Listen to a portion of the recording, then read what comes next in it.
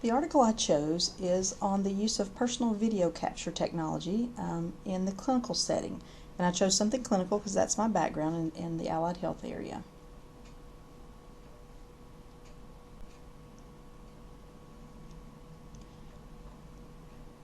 Nurse practitioner students face a variety of challenges in learning in the clinical or hospital setting, including translating theory into practice, learning in the clinical environment itself, and clinical supervision or lack of. Some of these challenges may be effectively addressed by the use of technology. There's a need or desire for distance education, and that's prevalent across all disciplines, but it's more difficult to produce in the allied health areas. Technology is one thing that may be adapted for educational purposes to reduce time and distance barriers to education.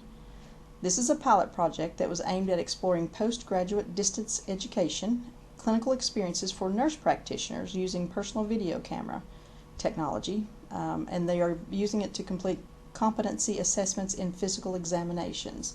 And this was undertaken in the Master of Nurse Practitioner Studies at the University of Queensland, Australia. A little background on the history or the study of this. Evaluating clinical performance objectively is challenging, especially with distance education students.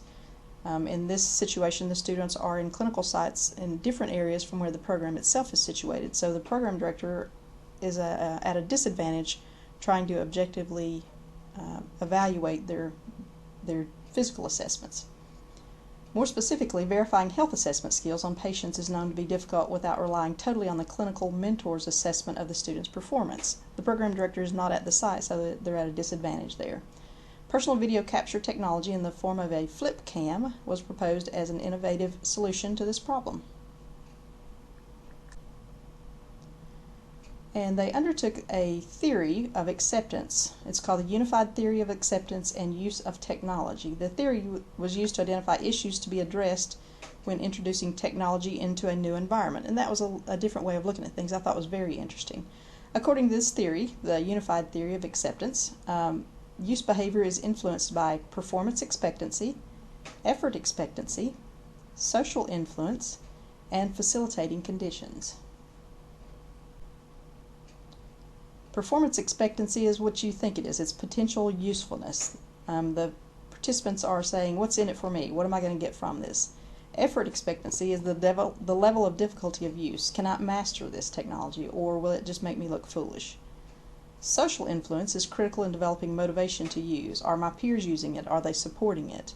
And facilitating conditions is exactly what it sounds like, directly related to actual usage. They focus on shortage of resources, and also, is this technology compatible with the system currently used? The method of this pilot study was nurse practitioners of one school were invited to participate, and those were based on remote geographic locations of their clinical settings. 13 students accessed a total of 10 of the flip cams at 10 locations. There were 5 planned clinical performance assessment items. Expected 65 digital files would need to be uploaded to their system. Students were required to familiarize themselves with the assigned flip cam before returning to their clinical setting. The nurse practitioner students were to seek consent from the clinical mentors and from the patients.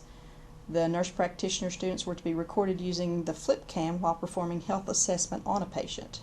Then the recorded files were to be transferred to the student's computer and then uploaded to the Blackboard, which is their learning management system. The program director and student would then review the video separately and then together, and then the student would get feedback from the program director on how well they performed or any areas of improvement. There were barriers, and then there were also benefits. The barriers: initial study anxiety from the student on being videotaped while performing the assessment, although all the students reported that anxiety decreased as the study went on.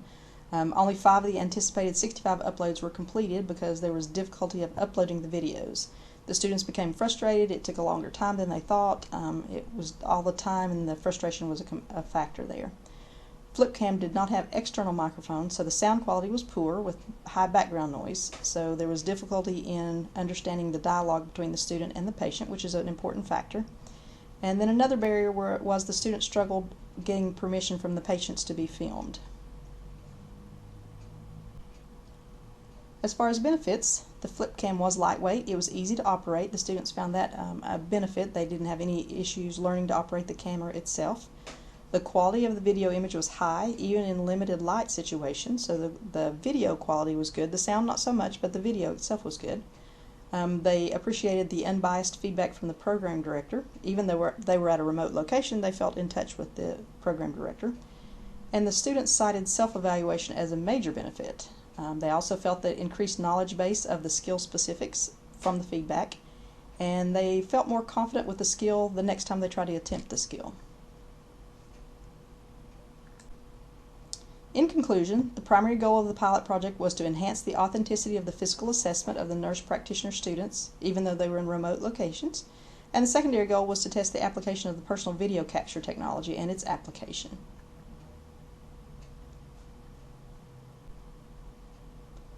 Project results showed the application and use of the technology was highly desirable to the students and the program director to enhance learning.